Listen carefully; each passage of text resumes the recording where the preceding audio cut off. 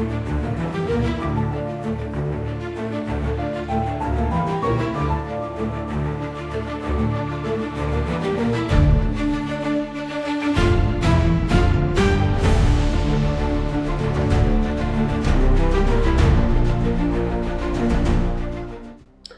everyone, welcome to the new episode of Hyper Podcast Show Tips. Today is a very special show. You all are aware that Hyper means excellent academics and excellent placement opportunities. That means Hyper is in the process of wealth creation for many because we work for the businesses. Now we know, and there is very important part which is missing and has to be understood, and we thought that today we should discuss that. Wealth creation is only possible on the basis of good health. Good health is dependent on your thoughts, your stress, and your heart. Hyper is inducting 30th batch this year.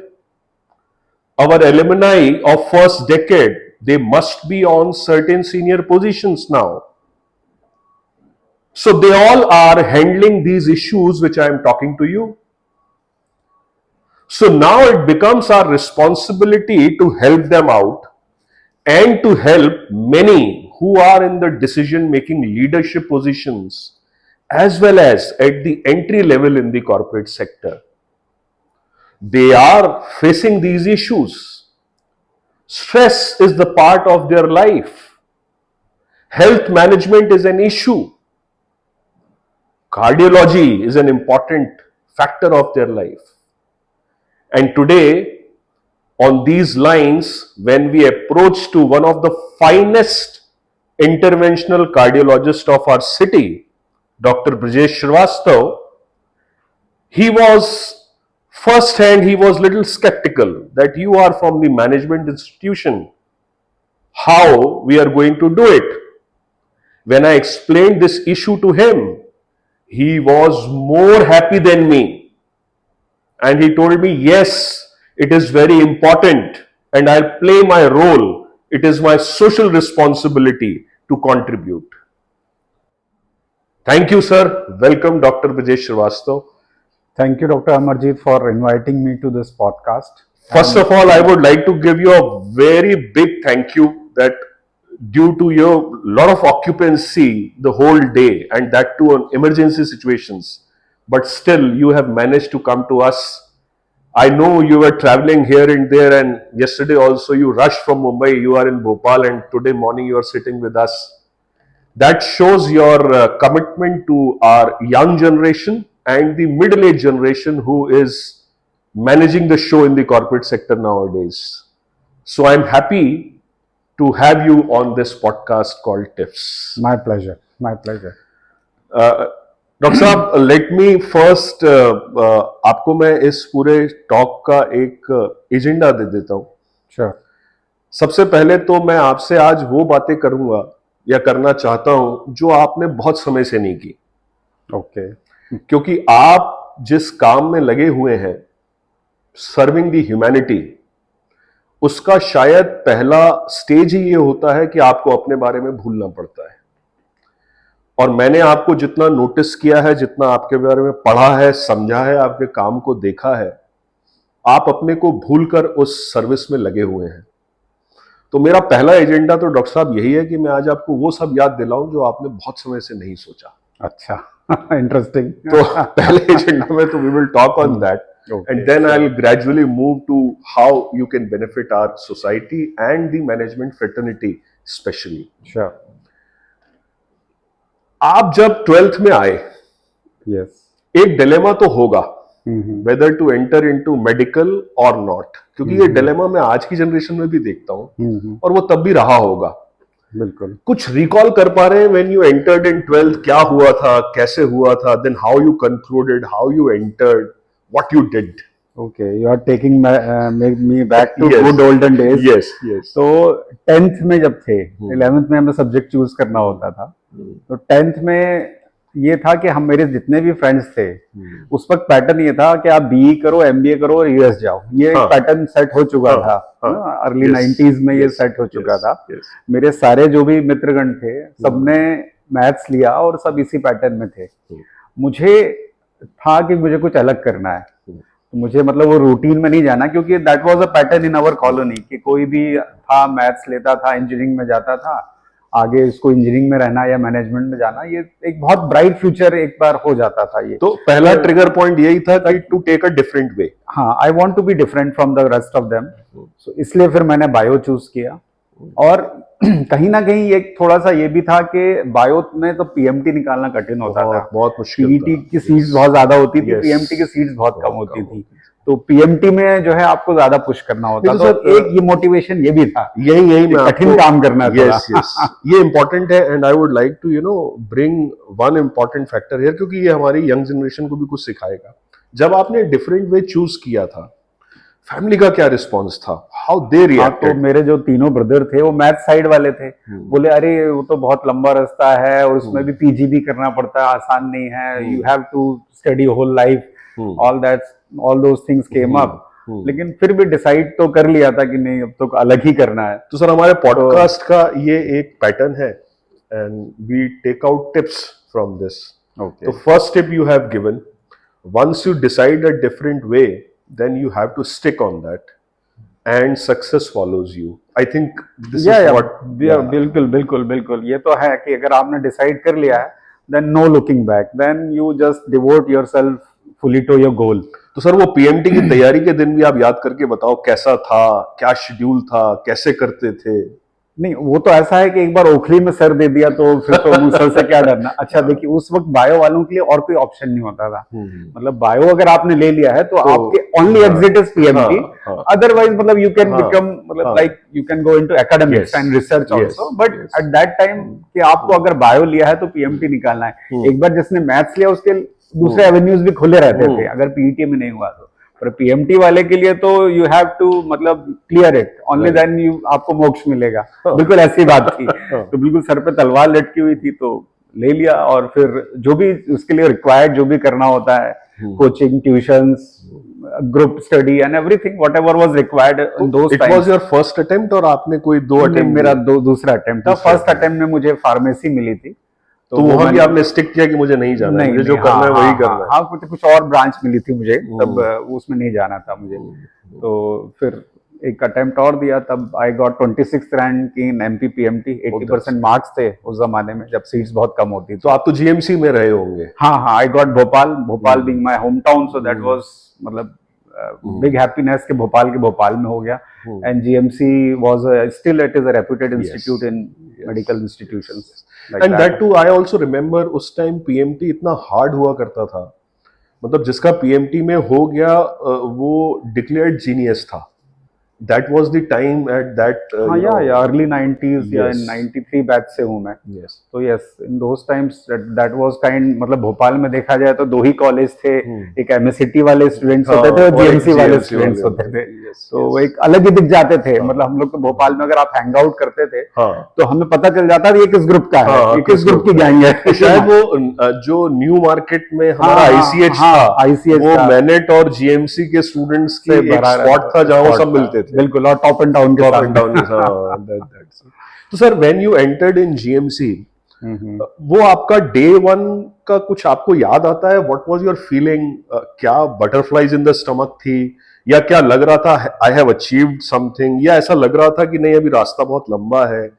क्या nostalgia था उस दिन? नहीं, पहला तो excitement और happiness तो थी कि I am in one of the best institute of Bhopal. मतलब उस वक्त तो ये था कि अगर आप भोपाल में इन दोनों में से किसी कॉलेज में है, और जीएमसी अगेन मैं फिर भी ये बोलूंगा कि उस वक्त बीइंग सीट्स कम होती थी, जीएमसी में और सीट्स कम होती, तो एक अलग तरह की खुशी थी कि आप बहुत एक यूनिक पोजीशन से एक यूनिक कॉलेज में गए हैं। सो एक तो वो एक अंदर से एक्साइटमेंट था और खुशी थी उस चीज की कि आपको जीएमसी मिल गया और आप भोपाल में हैं और एक one of the reputed institute में है। और कुछ रैगिंग का डर भी आ गया था। उस तो टाइम पहले दिन था। हमारे यहाँ यूनिफॉर्म चलती थी, आप व्हाइट ड्रेस और ब्लू टाई में जाते थे ताकि फर्स्ट ईयर वाले अलग से दिखें। तो सीनियर से बचते बुचाते पीछे के रास्ते से सीधे क्लास में एंटर करना, कई बार पकड़े भी गए हैं तो रैगिंग भी झेली है। But all those times All this. उन सब चीजों का अपना मजा है। मजा था, and at that time, it was a kind of more alignment between juniors and seniors जो yes होता yes था। yes there's more cohesiveness, more friendliness, तो which sir is not there. कितने टाइम में आप कंफर्टेबल महसूस कर रहे थे जीएमसी में? I think 6 months, Six 6 months लगा थोड़ा, मतलब तो कंफर्टेबल तो थे, बट हाँ। केवल वो सीनियर से डरने वाला था। बाकी अगर अपने ग्रुप में रहते तो फिर तो हाँ। वी यूज्ड टू मतलब स्टडी टुगेदर, हम्म। भाग भी रहे हैं, मस्ती भी कर रहे हैं, पिकनिक पे भी जा रहे हैं, वो सारी एक्टिविटीज जो तो सर टिपिकल पढ़ाई डिफिकल्ट कब लगी? पढ़ाई फर्स्ट ईयर से ही डिफिकल्ट लगी, मतलब जब थोड़ा सेटल हो गए और जब वो एग्जाम्स शुरू होते हैं, हमारे सेशनल्स होते हैं, प्रोफेशनल्स एग्जाम्स होते हैं, जब वो एग्जाम हुआ तो the course is totally different. आप जो पीएमटी में पढ़ के आते हो और वहां तो आपको एनआर्ट, फिजियो, बायोकेम जो बेसिक्स है बहुत डिटेल में पढ़ना है, सो क्वाइट थ्योरेटिकल होता था वो। तो you have to read and grasp and reproduce all those things, so definitely studies have to there. उस टाइम सर ऐसा लगा था कि डिसीजन सही है या मुझे कुछ और करना चाहिए था? क्या हिला था मन, कभी ऐसा लगा? नहीं, उसमें एक मैं बताता हूँ, जैसे आपने स्टैटिस्टिक्स में बेल्स कर्व देखा होगा, हाँ। आपको बस बीच में रहना है, स्टैंडर्ड डिविएशन प्लस माइनस 2 में रहना है, आपको इधर भी नहीं जाना, इधर भी नहीं जाना, तो आप निकल जाओगे। तो बस वो था कि even if you are average, if you do your studies with some common sense and do your exams, so you will get through. तो लगा नहीं, हाँ मतलब definitely studies were hard. Doctor साहब मैनेजमेंट भी पढ़ा लेंगे मुझे लगता है। तो ये था कि आपको बहुत एक्सट्रीम पे नहीं रहना है, और मतलब ऐसा कुछ नहीं था कि टॉप ही करना है, कुछ करना है, बस ये था कि जो सबको आता है वो आपको आना चाहिए, बस ये रहता है। तो सर वो जर्नी जब आपकी एमबीबीएस की खत्म हुई, तो we also understand that in medical field graduation के बाद भी एक और जर्नी होती है। और जितना मैं आपके बारे में पढ़ रहा था, आपने तो डीएनबी इन मेडिसिन भी किया, डीएनबी इन कार्डियोलॉजी भी किया। बहुत कम लोग ऐसे होते हैं जो डुअल स्पेशलाइजेशन में भी जाते हैं। तो ये कार्डियोलॉजी का मन आपका कब बना था कि आपको कार्डियोलॉजी में ही जाना है and you want to become a specialist on this? During completion of your MBBS या उसके बाद में आपको ऐसा महसूस हुआ, या what were the reason to choosing this branch of specialization? Well, during my medicine training, जब मैं डीएनबी मेडिसिन कर रहा था, तब हमने ये देखा कि सबसे ज्यादा केसेस हमें कार्डियोलॉजी को देखने को मिल रहे हैं। बहुत कॉमन है, बहुत रैम्पेंट है every person. By that time cardiology मतलब हार्ट अटैक्स के इंसिडेंट्स भी बढ़ रहे थे, तो हम लोग बहुत वैरायटी के केसेस और हर एज ग्रुप के लोग हम देख रहे थे।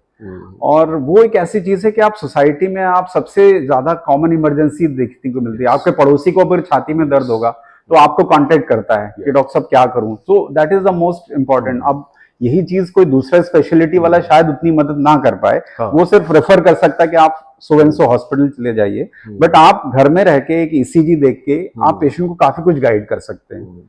और उसके सिम्टम सबसे इंपॉर्टेंट है, आप हिस्ट्री सुन के काफी कुछ पता लगा सकते हैं उससे कि आपको चेस्ट पेन हो रहा है वो हार्ट का हो रहा है या किसी और चीज का हो रहा है। तो सर मैं आपकी इस बात से ये समझ पा रहा हूं कि because during your training of DNB medicine जो आपने ज्यादा केसेस देखे, तो आपको ऐसा लगा कि सोसाइटी को इसकी जरूरत है। बिल्कुल, एंड उस सोसाइटी की जरूरत की वजह से आपने ये ब्रांच चुनी। हाँ, और कुछ इंटरेस्ट भी आ रहा था उसमें ये भी था कि तब इंटरवेंशंस का शुरू हो गए थे, तो ये भी था कि कुछ स्किल जो है उस स्किल में भी थोड़ा सा इंटरेस्ट था कि you do angiography, angioplasty and other interventional procedures, तो एक वो भी था। तो थोड़ा सा सर्जिकल किक भी था उसमें, अपार्ट फ्रॉम योर फिलोसफिकल दिमाग के साथ में कुछ टेक्निकल दिमाग और स्किल वाला दिमाग लगाने का भी एक मौका मिल रहा था। सो इसलिए cardiology choose. Here is the second tip which you have given to our audience. When you decide about your career and if you can align your career with the social needs, that what your society needs, where you can contribute, you can do wonders in your career as well as for the society. So this is the second tip sir you have given to our audience कि जब हम अपना career plan करें तो हमें अपने आसपास भी देखना चाहिए कि ज़रूरत किस चीज़ की है। तो वो शायद एक डुअल एडवांटेज होता है, खुद के लिए भी और समाज के लिए। बिल्कुल, नीड ऑफ द सोसाइटी जो है। तो दैट्स व्हाई डॉक्टर साहब हम आप लोगों को कहते हैं कि आप लोग धरती के भगवान हैं। तो इसीलिए क्योंकि आप लोग, जैसा मैंने इंट्रोडक्शन में भी बताया, जितना मैं आपको समझता हूं, आप अपने बारे में बाद में सोचते हैं, पहले लोगों के बारे में सोचते हैं। तो सर ये जो डुअल स्पेशलाइजेशन आपने किया तो मेहनत तो सर बहुत लगी होगी। हाँ, डुअल स्पेशलाइजेशन नहीं, बेसिकली जो जनरली लोग बाग एमबीबीएस के बाद एमडी करते हैं, that is a post graduate degree, MD medicine या डीएनबी मेडिसिन, और उसके बाद डीएम कार्डियोलॉजी या डीएनबी कार्डियोलॉजी करते हैं, that is super specialisation. So medicine के बाद लोग बाग नेफ्रोलॉजिस्ट बनना है, गैस्ट्रोएंटरोलॉजिस्ट बनना है, ऑन्कोलॉजिस्ट बनना है, न्यूरोलॉजिस्ट बनना है, ये सारा डिसाइड करते हैं। तो during my medicine days I have decided that I want to go in cardiology. दूसरा ये भी था कि वो हमारे जो मेडिसिन में टीचर्स थे उनका कार्डियोलॉजी में बहुत इंटरेस्ट था, तो एक उनसे भी थोड़ी प्रेरणा मिलती रही कि नहीं अच्छा इको भी करते हैं और पेसमेकर भी डालते हैं और एंजियोग्राफी भी हो जाती है। तो ये सारी चीजों से धीरे धीरे अपने आप कार्डियोलॉजी में इंटरेस्ट डेवलप हो गया। तो इस पूरे फेज में can you remember any one day where you felt a sense of achievement to the highest level during your education period? I am talking, I have not touched the professional part at the moment. Education में throughout the journey कोई एक ऐसा दिन आपको याद आता है, sense of fulfilment और सेंस ऑफ अचीवमेंट जब आपको लगा हो? नहीं, मतलब 3 पॉइंट पे लगा। जैसे एमबीबीएस में सिलेक्शन होना ही अपने आप में होता कि तब आपकी एक जीवन की दिशाधारा तय हो गई कि now you this is it, you have to go to a medicine. Second is when you clear your DNB exams, because it is very tough. जो मैंने पढ़ा और समझा है, DNB is very very tough. Rigorous training is the integral part of that degree. या so like if you go into MD तो ये तो रहता था कि भाई आप अगर बेल्स कर में हो तो you will go through it. DNB में थोड़ा सा अनप्रेडिक्टेबल होता है। डीएनबी में because exam centre is outside, all 4 examiners are external for you, so वो अप्रहेंशन रहता है। So once you clear DNB, again मतलब अगले 2 पॉइंट थे कि जब आपने डीएनबी मेडिसिन क्लियर कर लिया और जब आपने डीएनबी कार्डियोलॉजी क्लियर कर लिया, तो that was kind of a sense of fulfilment कि now yes you have got the degree like that. Then you must have started practising. तो आप नागपुर में रहे, आप दिल्ली में रहे, डिफरेंट गुड हार्ट सेंटर्स में आपने काम भी किया। Why you chose Nagpur and Delhi initially to work there? And unlike there was multiple reasons. Delhi में तो मेरी कार्डियोलॉजी की ट्रेनिंग हुई, फिर दिल्ली में उसी हॉस्पिटल में एज ए एसोसिएट कंसल्टेंट काम किया। देन चूंकि अल्टीमेटली भोपाल आना था due to certain family reasons, Nagpur में शिफ्ट हुआ। नागपुर में भी एक हाई वॉल्यूम सेंटर में काम किया जहां पता चल गया था कि this is a good centre. So वहां पे काफी हाई वॉल्यूम पे सेंटर पे काम किया जहां आपको इंडिपेंडेंट हैंड्स ऑन मिलता है, तो it adds to your skill enhancement, मतलब it gives you confidence. And then there came opportunity to come to Bhopal, so then I back to my home town. तो दिल्ली में when you were in Delhi, कोई आपको एक ऐसा केस याद आता है जो फर्स्ट टाइम आपको बड़ा चैलेंजिंग लगा हो, जो इमरजेंसी में भी आया हो और आपने उसको एज चैलेंज देखा हो? फर्स्ट इंस्टेंस अगर आपको याद पड़ता हो कि कब ऐसा हुआ था, what was your reaction, what was your thought, how you handled it? Like that एक बार बहुत पीछे ले जा रहा हूँ तो आपको थोड़ा जोर भी देना पड़ेगा। बिल्कुल बिल्कुल, हाँ, उसमें से बहुत सारे इंसिडेंट्स होते हैं, इसमें से जो आप दिमाग में रह गया होगा वो फिल्टर भी नहीं होगा, वो डायरेक्ट आ जाएगा। सो एक याद आता है, एक बलून माइट्रल वल्वोप्लास्टी कर रहे थे हमारे, मतलब जो मेंटर थे वो कर रहे थे और मैं उनको असिस्ट कर रहा था। सो उसमें कॉम्प्लिकेशन क्या प्रोसेस था वो थोड़ा आप हमारे ऑडियंस को बताइए क्या कर रहा था? बलून माइट्रल वल्वोप्लास्टी या बीएमवी जो होती है, हमारे जो लेफ्ट साइड का हार्ट होता है उसमें ऊपर के चैम्बर और नीचे के चैम्बर में एक वॉल्व होता है जिसको माइट्रल वॉल्व बोलते हैं। इंडिया में रूमेटिक डिजीज काफी कॉमन है, तो इसलिए माइट्रल स्टेनोसिस यानी माइट्रल वॉल्व के सिकुड़न बहुत कॉमन है। ओके। तो ये माइट्रल वल्वोप्लास्टी होती है, वो पैर के रास्ते नस से जाते हैं, वहां बलून फुलाते हैं और वो माइट्रल वॉल्व खुल जाता है। तो वो स्टेनोसिस रिलीव हो जाता है और मतलब दोनों चैम्बर्स के बीच में से ब्लॉक मतलब ग्रेडियंट खत्म हो जाता है। तो it helps, it's very rewarding procedure. It helps lot of patients जो बहुत बेचारे गरीब रहते हैं, जो बड़ी सर्जरी नहीं अफोर्ड कर पाते, और ये लेस इन्वेजिव है, एक बार वो अच्छे से होगा। अच्छा, इसमें जो है इस प्रोसीजर में आपको बहुत स्ट्रक्चरल हार्ट की बहुत अच्छी जानकारी और इमेजिनेशन बहुत चाहिए। तो आप इस केस में असिस्ट कर रहे थे? इस केस में असिस्ट कर रहा था। एंड मतलब अनटुवर्डली वन कॉम्प्लिकेशन हैपन कि दैट वो जो है वो पंचर हो गया हार्ट की एक वॉल या एक एरिया, जिससे जो है हार्ट की थैली में ब्लड जमा हो गया। जो मेरे सीनियर ने उस वक्त असेस नहीं कर पाए, मैंने बोला सर ये इसको पेरिकार्डियल एफ्यूजन बोलते हैं, he is developing pericardial effusion, let's drain it. So he was a bit reluctant. No, we'll finish the procedure. But I can, मतलब I was seeing the monitors and all, so I could guess that. And then हमने फिर eco करके देखा तो वाकई में वहाँ collection शुरू हो गया था. So फिर immediately फिर मैंने उस केस में असिस्ट करते हुए पिगटेल डालते हैं हम उसको पेरिकार्डियम में. Immediately he was also scrub, I was scrub, so I took one part and he took another part. So in that way we salvaged the patient. So that was a big kick at that time. It's a big case. While my senior is doing the procedure and I guessed and simultaneously you are doing that. complication एक ऐसे देख लिया और उसको साथ में manage भी कर लिया. So that gives a good kick and confidence. तो सर जब बाहर आए थे चाय सीनियर के साथ जब आपने पी होगी तो what was the discussion at that time?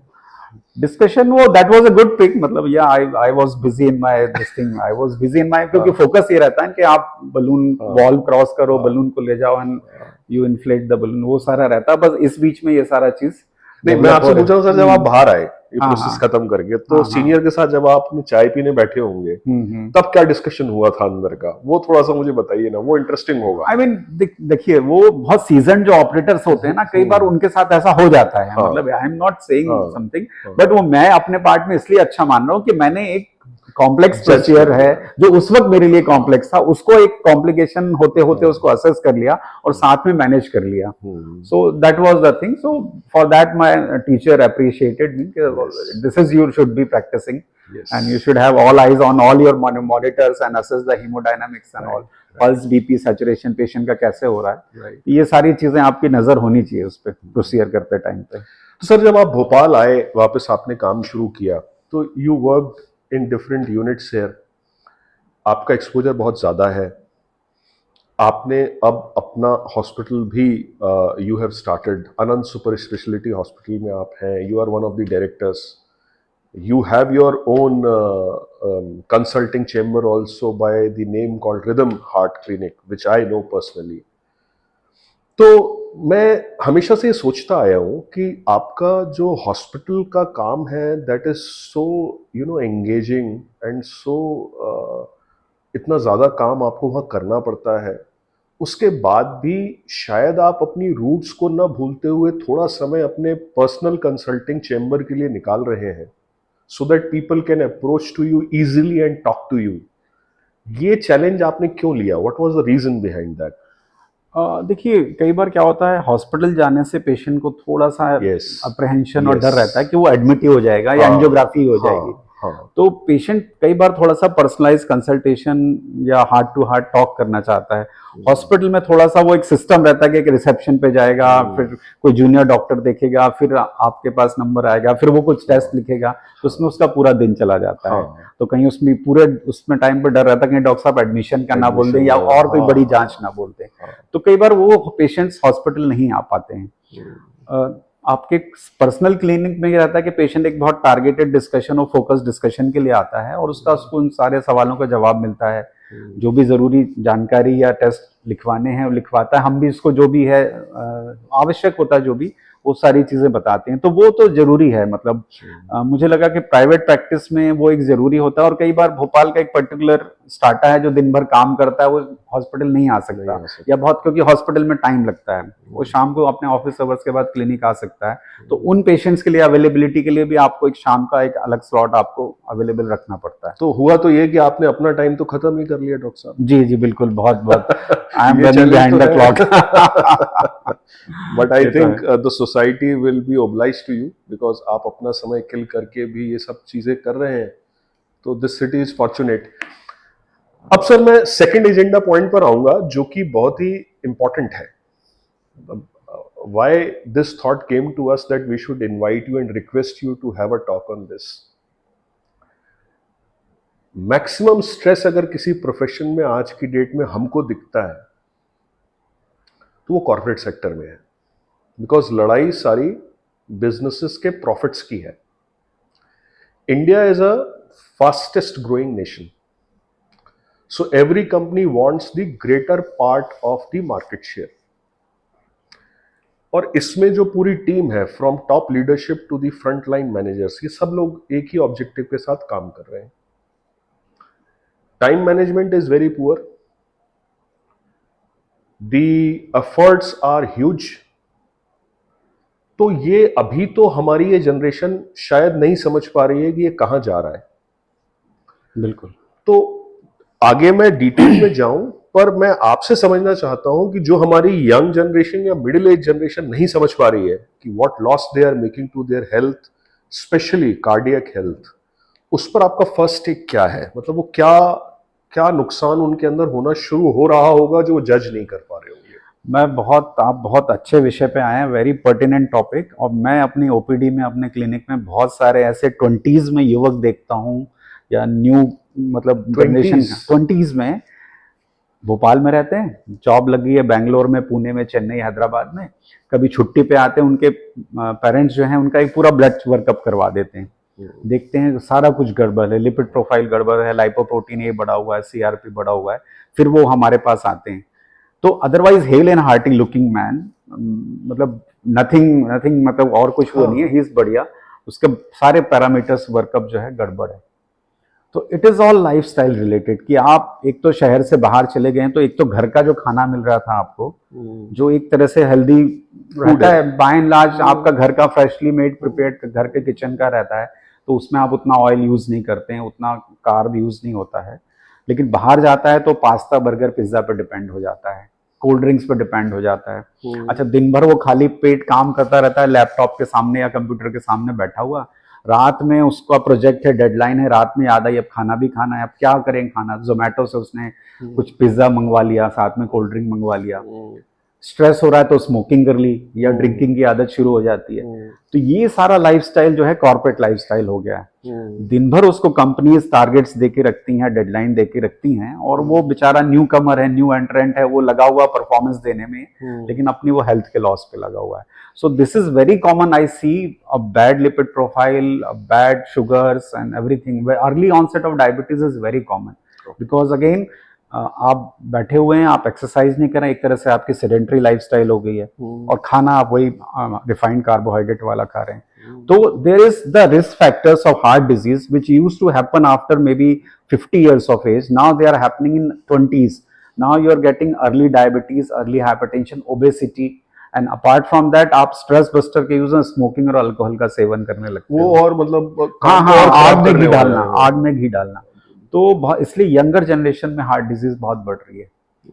So painful है सर, पेनफुल आप देखते होंगे तो पेनफुल है। हाँ हाँ, मतलब we are losing a this productive age group. Productive age group वो जो है, उनको अगर मान लीजिए हार्ट अटैक हो गया, या उनको हार्ट की बीमारी हो गई, तो आपका एक ह्यूमन रिसोर्स तो चला गया ना।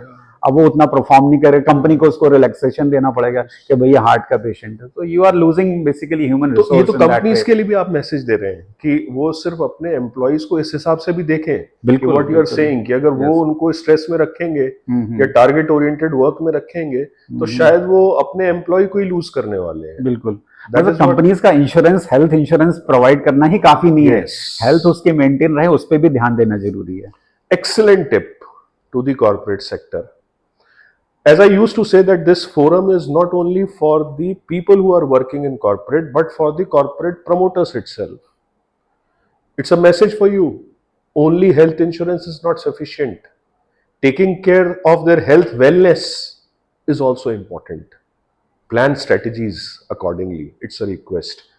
डॉक्टर साहब, मैं ना आपसे आज जो YouTube पर या जो इंस्टा पर बहुत अवेलेबल है, आजकल के बच्चे बहुत आराम से चीज़ें पढ़ लेते हैं, समझ लेते हैं, and what I feel is, भले ही वो इसका सुधार ना करें, but they know that eating habit, bad eating habits is going to result bad, they know it.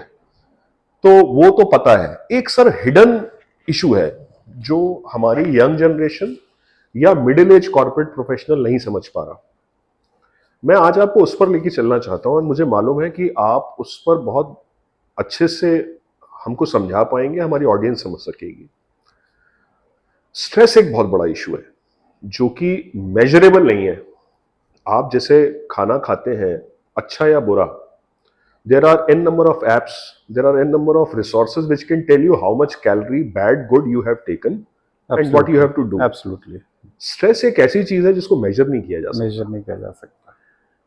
And आपका ओपिनियन क्या है सर कि ये जो कार्डियक डिसीजेस हैं, इसमें स्ट्रेस का कितना % रोल है? बहुत ज़्यादा रोल है। इट्स साइकोफिजियोलॉजी समझ लीजिए आप इसको, कि हमारी जो साइकी होती है उसका असर हमारी फिजियोलॉजी पे पड़ता है। आप जब स्ट्रेस में होते हैं, आपके हार्मोन्स जो होते हैं, इन्फ्लेमेटरी केमिकल्स जो होते हैं वो ज़्यादा एक्सप्रेस होते हैं। आपका कॉर्टिसोल जो स्ट्रेस हार्मोन है वो ज़्यादा एक्सप्रेस होता है, उसका लेवल बढ़ जाता है। कॉर्टिसोल बढ़ता है तो आपका ब्लड प्रेशर बढ़ता है, आपका शुगर बढ़ता है, आपका ऑक्सीडेटिव स्ट्रेस बढ़ता है।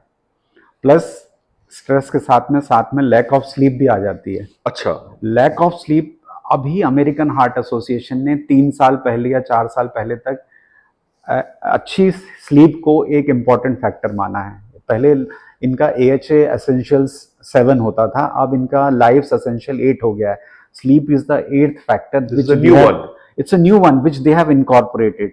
और उनका रिकमेंडेशन है कि 7 से 9 घंटे की एक साउंड स्लीप आपको होनी चाहिए अच्छी हेल्थ के लिए। और ये बहुत बड़ा मिस है यंग जनरेशन में। Yes yes, because young generation काम बहुत कर रही है ना, वर्क हार्ड पार्टी हार्डर वाला कॉन्सेप्ट है। और सर इसमें मुझे ऐसा लगता है उसमें स्लीप खो के सब कुछ करते हैं, वो काम भी करेंगे, पार्टी भी करेंगे, लेकिन सोएंगे नहीं। और फैशन है, और फैशन है, आई स्लीप ओनली 3 hours। हाँ हाँ, That's the statement which they give, and then they feel happy. Happy about it. Yeah. I can manage with 2 hours of sleep, or I can manage with 3 or 4 hours sleep. लेकिन उससे body react करती है, वो accumulate, stress accumulate होता है। Sleep आपकी body की physiology को रीसेट करती है, आपके हार्मोन्स को रीसेट करती है, आपके ब्रेन को रीसेट करती है, आपके जो न्यूरो एंडोक्राइन सिस्टम है उसका रीसेटिंग है। तो अगर आप देखें, अच्छी साउंड स्लीप लेके उठते हैं आप, सुबह फ्रेश उठते हैं। अगर आप 4 घंटे की स्लीप लेके उठें तो आप शायद उतना फ्रेश ना करें। आप काम भले ही कर लें, क्योंकि कई बार आप काम स्पाइनल लेवल पे कर लेते हो, पैटर्न ओरिएंटेड काम होता है तो कर लेते हो, लेकिन that is not good for health. तो again coming back to the point of stress, stress is very important. अब स्ट्रेस आपके फैमिली का भी हो सकता है, फैमिली इश्यूज का भी हो सकता है। सबसे ज्यादा स्ट्रेस जो रहता है वर्क रिलेटेड होता है, कि आप गए हैं नए ऑर्गेनाइजेशन में, गए हैं कंपनीज की, कॉर्पोरेट की आपकी आपसे कई अपेक्षाएं हैं, आपकी परफॉर्मेंस है, आपको पिच कर दिया जाता है अगेन कंपटीशन में कि these are 50 employees and you have to be in the top 10, तब आपका प्रमोशन और इंसेंटिव्स तब मिलेंगे। तो बेचारा बच्चा लगा रहता है, तो वो बोलता है हाँ मैं तो अभी यंग हूँ, काम करूंगा। वो मतलब ओवर एस्टिमेट करता है अपने आप को ओवर एस्टिमेट करता है। तो again that is the thing. तो जब आप ऐसे पेशेंट से मिलते होंगे, when you come across the people who are in 20s and 30s, उनके पैरामीटर्स आप जब रिपोर्ट में देखते हैं कि खराब हैं, तो आप आइडेंटिफाई कर पाते हैं कि वो तो नहीं समझ पाता होगा, पर आप ऐसा आइडेंटिफाई कर लेते हैं कि वो स्ट्रेस में है?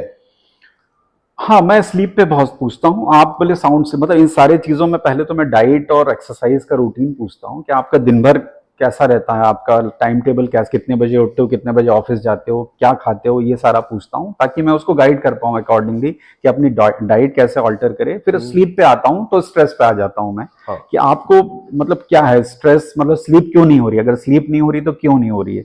तो कुछ लोग तो बताते हैं कि हम काम करते रहते हैं, या हमारे वर्किंग आवर्स वो यूएस से मैच करते हैं, इसलिए हम रात भर जगते हैं, और दिन में जब यहाँ सोने का टाइम होता है तो that's your circadian rhythm is not supportive. दूसरा, कई लोग स्ट्रेस में होते हैं इसलिए स्लीप नहीं आती है। तो वो आइडेंटिफाई कर पाते हैं कि वो स्ट्रेस में है? वो आप एक्सप्लोर करो उनको।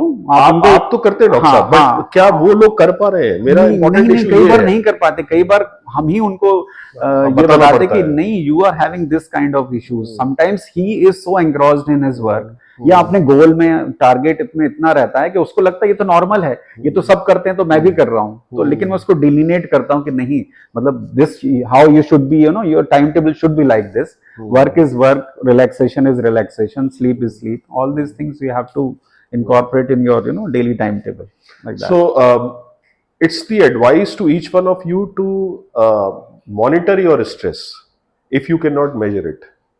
Monitoring your stress is important, and there are certain clues which sir has given right now. If you are not sleeping well, I think they are in stress. That is what we can identify from the first thing. Some patients will have other manifestations like anxiety attack और panic attacks. In between उनको बीच में palpitations, undue palpitations, sweating होगी, some kind of uneasiness, sense of impending doom, इस तरह के symptoms होते हैं। तो वो पॉजिटिव सिम्टम्स हैं, वो पेशेंट खुद बता देता है। जब खुद नहीं बताता तो हमको इनडायरेक्टली फिर पूछना पड़ता है। कहीं डॉक्टर साहब मैं पढ़ रहा था, मैंने सुना भी पर मैं उसकी ऑथेंटिसिटी पर तो आपसे जजमेंट नहीं चाहूंगा, बिकॉज वो कोई स्टडी रही होगी, पर स्टडी जो मैंने सुनी, पर आपसे उस पर कुछ सप्लीमेंट अगर मुझे मिले। मैंने ये पढ़ा और देखा कि ये मेजर किया गया है कि अगर कोई 2 मिनट का एंगर करता है, anger means when at the height of anger, that I can do anything, this kind of anger for 2 minutes ruin your system for 7 hours।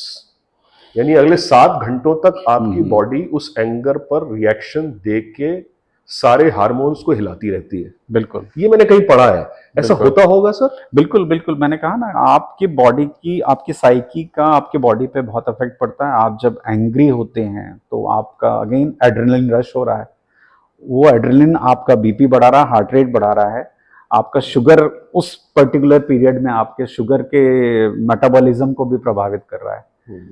तो अगर ऐसे अनेक एपिसोड हो एंगर के, या दिन भर ही आपका एंगर बना रहे, कंट्रोल ही नहीं हो रहा है, so then again it converts into stress. कि एंगर क्यों है? आपकी अपेक्षाओं से कोई पूर्ति नहीं हो रही है, इसलिए आपको गुस्सा आ रहा है, और वो कंटिन्यूस बना हुआ है। मतलब दिन में किसी से आपका झगड़ा हुआ, रात में आपको चलता रहता कि मैं उसको ये बोल देता, मैं इसको ये बोलता, मुझे उस टाइम पे ये बोलना था। ये होता है। तो ये आप उस एंगर, उस स्ट्रेस या एंगर को कैरी कर रहे हो। तो anger is a form of stress बोल सकते हैं ना।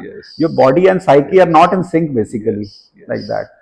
So, the one point which we have given to our young professionals and middle-aged professionals, don't monitor only your diet and exercise, but monitor your stress also. Yes. And the first thing which you have advised to them is have sound sleep. Yeah. If they are not having that sound sleep, that's a cause of concern, and then they should meet someone to understand the Absolutely. process. मतलब they should be actively sleep actually, not passively sleep कि थक गए तो सो गए। ये मेरे को थोड़ा सा आप एक्सप्लेन करिए, हाँ, एक्टिव और ये पैसिव स्लीप क्या है? What does it mean? आपको नहीं, देखिए, हेल्थ एजुकेशन हमारे स्कूल में आनी चाहिए, जिसमें हमें रिस्क फैक्टर बताने चाहिए। एक तो जो फिजिकल रिस्क फैक्टर्स है ना, diet, exercise and obesity, smoking, all that, but साथ में आपको अपने माइंड को मॉनिटर करना, हालांकि यंगर जनरेशन के लिए थोड़ा मुश्किल होता है, क्योंकि दे आर सो गोल ओरिएंटेड है ना। पेरेंट्स ने प्रोग्राम किया हुआ है, सोसाइटी ने प्रोग्राम किया कि आपको दुनिया जीत के आनी है, तो वो आदमी उतना नहीं सोचता है। सो एक्टिव स्लीप ये कि आपको स्लीप का 8 घंटे का टाइम निकालना चाहिए। उस 8 घंटे में आपको इतने बजे बेड पे चले जाना है, आधे पौन घंटे में आपको सो जाना चाहिए, और एक पर्टिकुलर टाइम जो भी आपने उठने का निश्चित कर रखा है उस टाइम पे उठ जाना चाहिए।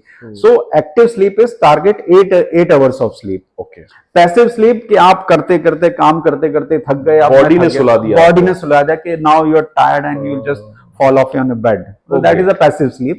Active sleep is क्या आपने टाइम डिसाइड कर रहा, टाइम टेबल जैसे आप बनाते हो ना बचपन में, इतने बजे मैथ्स पढ़ूंगा, इतने बजे फिजिक्स पढ़ूंगा, वैसे स्लीप का टाइम टेबल भी बनाना चाहिए कि आपको इतने बजे सोना है, इतने बजे उठना है, तो उसमें आपका स्लीप रेगुलेट हो जाएगी। तो सर, मैं फाइनेंस बैकग्राउंड से हूँ, और हमारे फंड मैनेजमेंट स्ट्रेटजीज में 2 स्ट्रेटजीज होती हैं जो आज आपने मुझे नए तरीके से सिखा दी। एक होता है एक्टिव फंड मैनेजमेंट, एक होता है passive fund management. Passive fund management में हम इंडेक्स में पैसे डालते हैं, एक्टिव फंड मैनेजमेंट में हम पिकिंग करते हैं। ओके। तो शायद जब आप टाइम पिक करते हैं सोने के लिए, इसीलिए वो आपका पैसिव स्लीप में आ जाता है। Passive sleep. और जब आप इंडेक्स के साथ चलते हैं, जो नियम के साथ होना चाहिए, तो वो हमारी एक्टिव स्लीप में आ जाएगा। नहीं, sleep is very much ignored actually. वही ना मैंने कहा ना, the younger generation is so goal, even the middle age like corporates, they are so goal oriented. उनको भी रहता है मुझे तो मतलब ये टारगेट अचीव करना है, इतना प्रोडक्शन शो करना है, इतना मार्केटिंग सेल्स शो करना है। So sleep is secondary. बोले उससे जो मुझे किक मिलेगा वो स्लीप से नहीं मिलेगा basically. So but for all ages, once you are in पढ़ाई लिखाई कर रहे हो तो अच्छा, चलो ठीक है कि आपको एक पर्टिकुलर पीरियड में अपना कोर्स कंप्लीट करना है, सिलेबस कंप्लीट करना है, but once you have started working, then you should try to regulate your whole lifestyle, what you should eat, how much you sleep, how much physical activity, even physical activity you should incorporate. आपको आधा घंटा brisk walk, bare minimum exercise है, वो तो करना ही करना चाहिए, नहीं तो आप टेबल टेनिस खेल लो, बैडमिंटन खेल लो, 4-5 लोगों का ग्रुप बना लो, that should be incorporated in your daily routine. तो ये जो सेकंड एजेंडा पॉइंट में हमने एड्रेस किया जो 20s और 30s में है, और उनके लिए जो प्रिस्क्रिप्शन अभी आपने निकाला है वो उनकी डाइट और लाइफस्टाइल पर ही फोकस करके हमने उनको कुछ सुझाव दिए हैं जो उनको फॉलो करने चाहिए। अब सर, मैं नेक्स्ट एजेंडा पॉइंट की तरफ जा रहा हूँ। Which is more important for us? Our first batch जो आईपर से पास आउट हुआ 1996 से हम लोग हैं, ओके, वो सब अब 45 प्लस की रेंज में है। तो when I meet the first batch students, वो सब 45 प्लस हैं, okay, and they are at very senior positions. उनके लिए अब हमें कुछ आपसे सुझाव लेने हैं, और न सिर्फ उनके लिए, पर जो इस पूरे कॉर्पोरेट सेक्टर में काम करते हैं 45 प्लस में, they are at that particular position, चाहे वो यहां से हो या कहीं और से हो। सबसे पहली चीज, जो व्यक्ति 45 इयर्स की एज अचीव कर जाता है without knowing anything about his और हर हेल्थ, उसको सबसे पहला काम क्या करना है? अपने फिजिशियन या कार्डियोलॉजिस्ट के पास जाना चाहिए, without any need, without any symptoms, and ask your doctor कि is something wrong with me. Okay, rather than deciding yourself what test you should undergo, visit personalized consultation to a physician or a cardiologist. Doctor find out is something, am I all right around, matlab in terms of my parameters, in terms of my blood sugar, lipid profile and all that. And there are now emerging risk factors are also, वो सारे battery of test में हो जाते हैं। सो ये तो, ये अगर आप एसिम्टोमेटिक हैं, 40-42 के हैं, 45 के हैं, एसिम्टम, आप हेल एंड हार्ट हैं, बैडमिंटन भी खेल रहे हैं, तो भी आपको एक कार्डियोलॉजी कंसल्टेशन तो करना ही चाहिए। तो कार्डियोलॉजिस्ट से मिलना तकलीफ के लिए नहीं, कार्डियोलॉजिस्ट से मिलना for security reason, security, preventive, हाँ, preventive, that is more important, that is, yes. तो ये जो सर 45 प्लस वाले एज ग्रुप के लोग हैं, इनके साथ एक परेशानी भी है, ये खुद के टेस्ट खुद कराते हैं, बिकॉज पढ़े लिखे हैं, समझते भी हैं, everything is available on chat GPT और क्लाउड पे, सब कुछ, और फिर वो क्लाउड और चैट जीपीटी से ही पूछते हैं, और वो उनको बता भी देता है, बिल्कुल, और फिर हर 3 महीने में वो अपने टेस्ट रिपीट कराते हैं। 1 mg से ड्रग भी ऑर्डर हो जाती है। क्लाउड ये भी सजेस्ट करता है, should I order, I can suggest you certain dosage and you can order from these websites. How risky it is, किसी एक एग्जाम्पल से आप अगर इसको बता पाए जो आपने एड्रेस किया हो या देखा हो कि देखिए ये इशू इस तरीके से खराब हुआ। लोग बाग एआई की मदद से या गूगल की मदद से अपना सेल्फ डायग्नोसिस करते हैं, कई बार सेल्फ ट्रीटमेंट भी स्टार्ट करते हैं, लेकिन मॉनिटर नहीं करते, उसके साइड इफेक्ट्स भी होते हैं, कई बार unmonitored therapy is not advisable at all, और शुरू करते हैं फिर छोड़ देते हैं, और फिर कई बार वो रिबाउंड ब्लड शुगर बढ़ी हुई आती है, रिबाउंड एलडीएल कोलेस्ट्रॉल बढ़ा हुआ आता है, और sometimes they land up in the event also, like कुछ आपको कार्डियक इवेंट ही हो गया। So it is very risky actually. Self medication is very risky. You are hiding, you are masking the disease. Probably you might be having some disease. With the superficial treatment or a half-hearted treatment, you are masking those symptoms or disease. That might convert into a big issue. That might convert into a big issue. Yes, definitely. तो sir ये जो 45 plus के ऊपर के लोग हैं, इनके लिए आज हम एक प्रिस्क्रिप्शन बनाते हैं कि इनको क्या देखना चाहिए और क्या करना चाहिए। तो ये बात तो क्लियर है sir, that everybody is aware, और उनको अपने हेल्थ कॉन्शियस होने की वजह से वो सारी चीजें देख पा रहे हैं। What is the first biggest data point which they see as an alarm to their health? Like there is a recent worsening in your exercise capacity. Like पहले आप 3 मंजिल सीढ़ियां दौड़ के चढ़ लेते थे, अब आप 2 ही चढ़ पा रहे हो या 1 ही चढ़ पा रहे हो।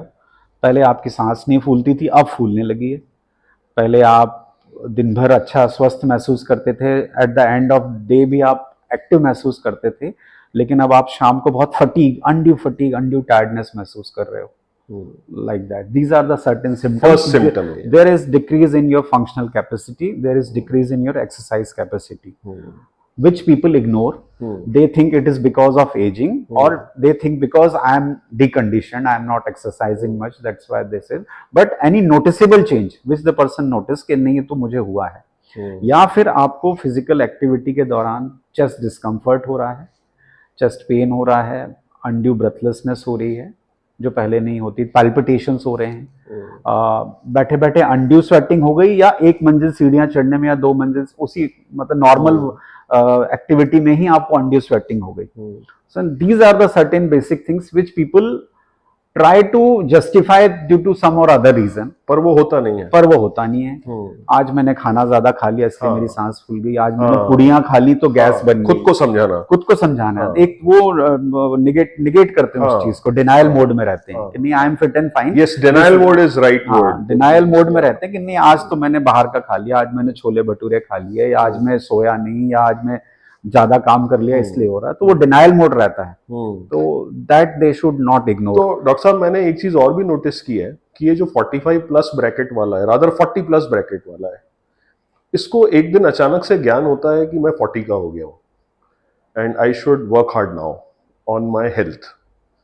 तो एक पैनिक बटन प्रेस होता है, सेल्फ ड्रिवन, और एकदम से वन फाइन मॉर्निंग वो उठता है और मतलब जो उसको उस दिन कार्डियक एक्सरसाइजेस करनी है या स्ट्रेंथ करना है या जो भी करना है, वो इतना पुश करता है अपने आप को, और ये बड़ा कॉमन है। बहुत सही पॉइंट पे जा मतलब रहे हैं। उनको इमीडिएटली शुरू करना है and they want to see the results in 15 days. बिल्कुल।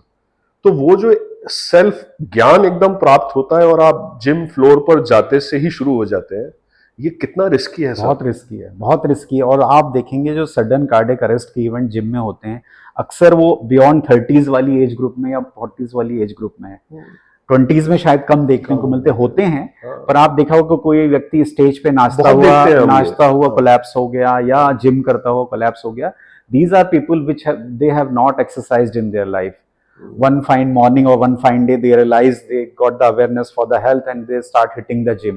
और वो भी पुश करते हैं अपनी लिमिट को, मैंने अभी तक तो बढ़िया, तो बड़े मतलब you know heavy weights and dumbbells and all this things, और उसमें वो कोलैप्स हो जाते हैं because now we don't know whether he is harbouring any diabetes, blood pressure और ऑल्टर्ड लिपिड प्रोफाइल। तो वो सारे रिस्क फैक्टर हैं, हमें नहीं पता उनके आर्टरीज में कोई प्लाक जमा हो गया है, कोलेस्ट्रॉल की लेयर जमा हो गई है। तो ऐसे सडनली अनअकस्टम्ड एक्सरसाइज करते हैं विदाउट एनी प्रॉपर ट्रेनिंग और conditioning, so that plaque can get rupture because of the sudden shear stress. कि आप एक्सरसाइज कभी करी आपका प्लाक है थिन कैप फाइब्रो, मतलब हम उसको अपनी भाषा में थिन कैप या वल्नरेबल प्लाक बोलते हैं, because of risk factors already develop हुआ रहता है, और सडनली एक्सरसाइज करता है तो पल्स बढ़ता है, बीपी बढ़ता है, हार्ट पे स्ट्रेन आता है, वो प्लाक रप्चर होकर हार्ट अटैक में कन्वर्ट हो जाता है। So that is very risky. If you have not exercised since years, and you are unconditioned, you are not accustomed to exercise, don't start exercise suddenly. You get yourself checked. मैं तो बोलता हूँ, मैं अपने clinic में बोलता हूँ, वैसे तो गाइडलाइन वाइज 35 की लिमिट है, मैंने उसको अपने क्लिनिक में 30 कर रखा है कि 30 के बाद अगर आप जिम जाना शुरू कर रहे हो तो आप ECG, इको, TMT और बेसिक ब्लड वर्कअप जिसमें लिपिड प्रोफाइल है, लाइपोप्रोटीन ए है, HSCRP है, ये सारे रिस्क फैक्टर असेसमेंट आप करा लो। अगर वो सब ठीक है, then you can start with 15 minutes, then gradually increase to 30 minutes to 1 hour. Start with the mild exercise, gradually increase to moderate, and strength. And that too underqualified trainer. That too underqualified trainer. That is very rare in towns like us. Yes. बहुत कम ऐसे gym है जहाँ पे you will have qualified trainers or certified trainers. They know I have seen certain good trainers. They understand the cardiac physiology so well. They know what kind of exercise will bring what kind of pulse and BP changes in you. So it's a teamwork. It's a teamwork. It's a teamwork. Yes. Before between the person, the cardiologist and the trainer. Sure. Okay. So ये myth तो आप बहुत अच्छे से निकाल पा रहे हैं डॉक्टर साहब कि अगर कोई कार्डियोलॉजी इशू में है या नहीं भी है, दोनों केसेस में exercise is not bad. Cardiology issue में है, देखिए cardiology only thing is that it has to be guided, monitored. आप कार्डियक पेशेंट है तो भी हम एक्सरसाइज बताते हैं। हाँ, ये मिथ है लोगों में, क्योंकि जैसे किसी को पता लगता है कि वो कार्डियोलॉजी इशू में है, तो उसके एक फैमिली में ऐसा एटमॉस्फेयर बन जाता है कि आप इसको बेड पे रहना। ये नहीं, रादर रिहेबिलिटेशन का पार्ट है एक्सरसाइज। जैसे कोई हार्ट अटैक का मरीज है, after certain period like 2 to 4 weeks we start graded exercise. कोई हार्ट फेलियर का मरीज है, उसके लिए तो एक्सरसाइज में उसकी कंडीशनिंग के लिए बहुत जरूरी है, नहीं तो वो अपनी रूटीन लाइफ कैसे करेगा। सो हार्ट की पंपिंग भले ही 30% हो गई हो, तो ऐसा नहीं कि वो बिल्कुल नहीं चल पाएगा। कुछ मरीज जो हैं मेरे जो अंडर केयर में हैं, तो उनको जैसे मैं गाइड करता हूं, तो now they climb 3 flights of stairs without any breathlessness and their ejection fraction is 25%. Oh, with that they can do this. So it is because of drugs and gradual titration of drugs as well as a gradual titration of exercise, what kind of exercise they can resort to and how to increase your exercise capacity. People are walking 5 kilometers with 25% of ejection fraction, like that. So that can happen only with scientific guidance.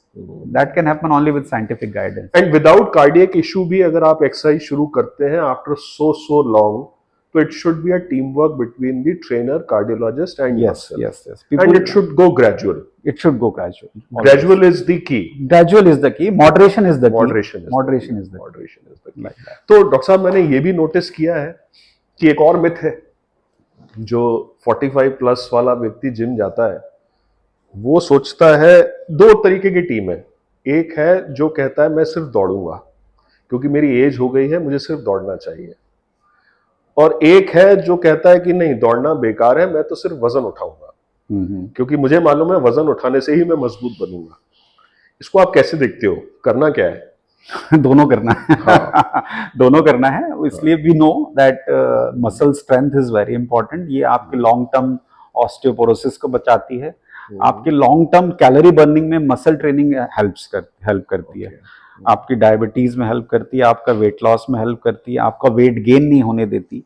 ये तो calorie burning में कैसे? Calorie burn in the sense like you know आपने exercise कर दी और exercise बंद कर दी, तो ऐसा नहीं कि आपकी कैलोरी बर्न नहीं, मसल्स हैव गॉट एक्टिवेटेड। अच्छा, हाँ, दे burn the calories through out the day. आप जो भी फिर आप यू नो देखेंगे आपको खाने की थोड़ी लिबर्टी मिल जाएगी अगर आप स्ट्रेंथ यू आर है ना। हाँ, क्योंकि आप ईटिंग, हाँ you want eating, then you should exercise. दूसरी चीज है muscle, you know muscle also acts as a you know calorie, ये आपके शुगर को आपके शुगर को जो ब्लड वेसल्स में शुगर है उसको सेल में ले जाती है अगर आप एक्सरसाइज करते हैं। तो आपने एक बार अपनी मसल्स एक्टिवेट कर दी, so they keep burning the fat and you know whatever extra carbohydrates you have taken. आप जब एरोबिक करते हैं तो that gives you know better you know cardiovascular strength, जिसमें आपकी रेस्पिरेटरी कैपेसिटी भी बढ़ती है, आपकी कार्डियक कंडीशनिंग भी बढ़ती है, आपकी वेगल टोन बढ़ जाती है जो एथलीट्स में होती है। So that is there, but nowadays we recommend to do a moderate strength training also. That is recommended in you know professional bodies जैसे हमारी American College of Cardiology, American Heart Association, they also recommend a moderate strength training. Again the word is moderate here. और शायद हमारे पहले की generation में आज से 40-50 साल पहले people were very physically active, हर काम खुद करते थे, गाड़ियां थी नहीं, साइकिलों पे जाते थे, हार्ड वर्क करते थे, तो वो स्ट्रेंथ ट्रेनिंग तो हो ही रही थी बाय डिफॉल्ट। हो रही थी, बिल्कुल हो रही थी। तो वो जो हमसे अब बंद हो गई है, वो हमें करना अब आप कार उठाते हैं, ऑफिस चले जाते हैं, बिल्कुल लिफ्ट लग गई है। But what you are saying is that it should be a blended model. सिर्फ एक से काम नहीं, एक से काम नहीं होगा। हाँ, ये जरूर हम बताते हैं कि अगर आपके पास बिल्कुल टाइम नहीं है एक्सरसाइज का, तो bear minimum exercise which can keep your heart healthy is a brisk walking of 30 minutes. Brisk walking मतलब when you are walking you should not be able to speak, मतलब that is like marker, or you should sweat a little. मतलब brisk walking सबके लिए अलग अलग परिभाषा हो सकती है। तो brisk walking मतलब आप जो है सेंटेंसेस में बात ना कर पाओ, वर्ड्स में बात कर पाओ, आप एक सेंटेंस कंप्लीट ना बोलो, या आपको थोड़ी बहुत स्वेटिंग होनी चाहिए। अगेन अगर इतना करते वक्त आपको चेस्ट पेन, palpitations या ब्रेथलेसनेस अनड्यू हो रही है, then you need to check up with your doctor. तो सर एक्सरसाइज में एक चीज मैं खुद भी देखता हूँ और शायद वो ठीक भी होगा, और अगर आप उसमें कुछ एड ऑन या उसको करेक्ट करना चाहें तो what I monitor is that while exercising monitor your heart rate. If you are specially above 40, exercise करते टाइम आपको अपना हार्ट रेट मॉनिटर करना चाहिए। हार्ट रेट जो मैंने पढ़ा था, समझा था, कुछ डॉक्टर्स से भी बात करी, तो मुझे बताया गया कि 220 minus your age is your maximum heart rate which you should achieve during your exercise session. So a person of 40, 220 minus 40 comes to 180. That should be the highest limit. 85% of that. 85%. 85% of that is the safe, and that should persist for 10 minutes or 15 minutes. Then you should slow down and then you restart. Okay. तो इसी में sir एक चीज और भी आती है जो एक बार आपसे बात करते टाइम मेरे सामने आई भी थी, ये how faster your HR comes down. Heart rate आप जैसी रेस्ट करते हो, यानी जैसे आपने कोई सेशन किया, हार्ट रेट को पीक पर पहुंचाया, और जैसे ही आप रुकते हो तो इन 1 मिनट और 2 मिनट्स आपका हार्ट रेट कितना तेजी से नीचे आता है। इसकी क्या इंपॉर्टेंस है sir? Very important, this is a scientific fact, इसको हम बोलते हैं heart rate variability. Yes, you know heart rate variability कि आप according to situations whatever, not only in exercise, like whatever situations you face, you know certain fight response is there, आपको कोई साइकोलॉजिकली कुछ stress हुआ, even in anxiety, even in anxiety heart rate बढ़ा, लेकिन जैसे situation normalise हुई वो कम हो गया, so like with in 30 seconds it should come down, sometimes it takes time, so वो एक heart rate, then that is a altered heart rate variability, Okay. so that is sign of adverse cardiovascular events in future.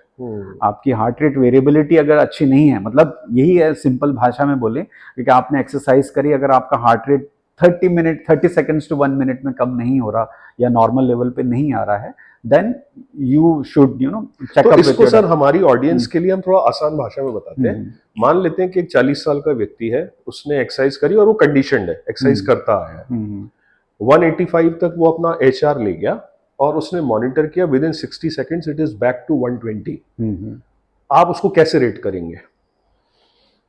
Like ठीक है, normal है, almost धीरे धीरे normal आ रहा है, वो अगले उसमें आ जाए। अब देखिए बहुत हार्ड एंड फास्ट नहीं होता है, अच्छा, कि ये ना हो कि वो 185 पे छोड़ा था तो वो 1-2 मिनट हो गया वो 150 160 बना हुआ है। Okay, 120 is like okay, it's like arbitrary somewhere, कि now it is coming down, maybe after 2 minutes again it will come down to 100 और trend should be on lower side, trend should be on the lower side, और by chance वो 185 से लेकर 170 के आसपास बना हुआ है और टाइम के साथ नीचे नहीं जा रहा है, तो it's an alarm, it's a concern कि अगर वो हार्ट रेट बढ़ा है और बढ़ा ही हुआ है, देन इट्स एन अलार्म।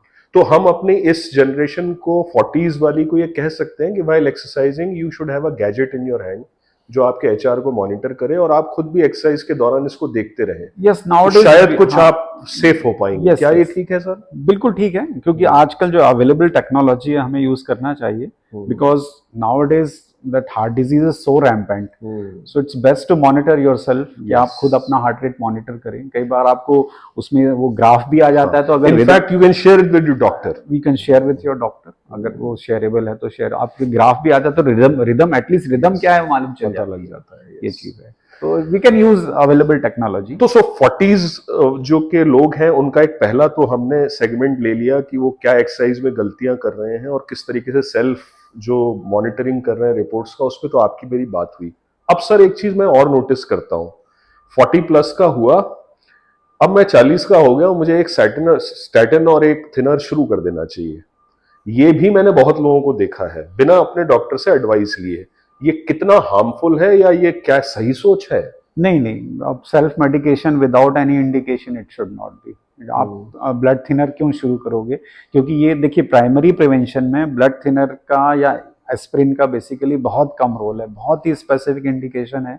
आजकल जो अब जो नई रिसर्च आई है उसमें है कि अगर आपका लाइपोप्रोटीन ए बढ़ा है तो आप एज ए प्राइमरी प्रिवेंशन, मतलब without any having actual heart disease, just for the prevention sake, so only lipoprotein A बढ़ा है तभी आपको इकोस्प्रिन का ही उसमें इंडिकेशन है, otherwise you should not take Ecosprin without any indication.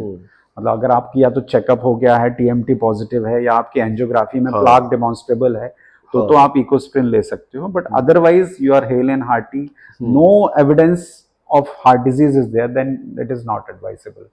Again same with the statin also, अगर आपका LDL cholesterol बढ़िया है, 100 से कम है और कोई रिस्क फैक्टर नहीं है, ना डायबिटीज है, ना ब्लड प्रेशर है, ना मोटापा है, देन इट्स नॉट इंडिकेटेड। और अगर बॉर्डर लाइन होता है कुछ लोगों का, जो नॉर्मली जब फर्स्ट टेस्ट कराते हैं तो वो 120-150 के आसपास LDL देखते हैं, तब उनको क्या करना चाहिए? दे शुड मॉनिटर समटाइम और what should be done? They should monitor, देखिए again for diabetes, for blood pressure, for obesity, for altered lipid profile, first we try non-pharmacological measures. Okay.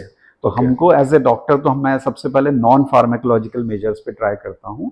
अगर बहुत ज्यादा है, जैसे 130 एंड अबव LDL कोलेस्ट्रॉल है, तब मैं उसमें दवा देना चाहूंगा, बिकॉज आजकल बोलते हैं कि LDL क्यूमुलेटिव ईयर्स जो है ना वो इम्पोर्टेंट है। अच्छा, अगर what is this cumulative year यानी कितने समय तक आपका LDL बढ़ा रहा। अब जैसे किसी का LDL बढ़ा है, अब मैं उसको दवा नहीं दे रहा हूँ और उसको मैं बोल रहा हूँ कि आप एक्सरसाइज करो, डाइट पे कंट्रोल करो। अब मुझे नहीं पता, हर व्यक्ति का मेटाबॉलिज्म डिफरेंट है, वो कितने समय में नॉर्मल होगा। सो उसमें आजकल वेट नहीं करते हैं आप, तब स्टैटिन देके उसका रिस्क फैक्टर कम करने के लिए उसको 100 से कम लेके आइए, क्योंकि जितनी देर तक बढ़ा रहेगा, जितने समय तक बढ़ा रहेगा, तो that adds to cumulative accumulation. So ना सिर्फ LDL बड़ा होना जरूरी है, अब कितने समय तक बढ़ा रहता है वो भी इंपॉर्टेंट है।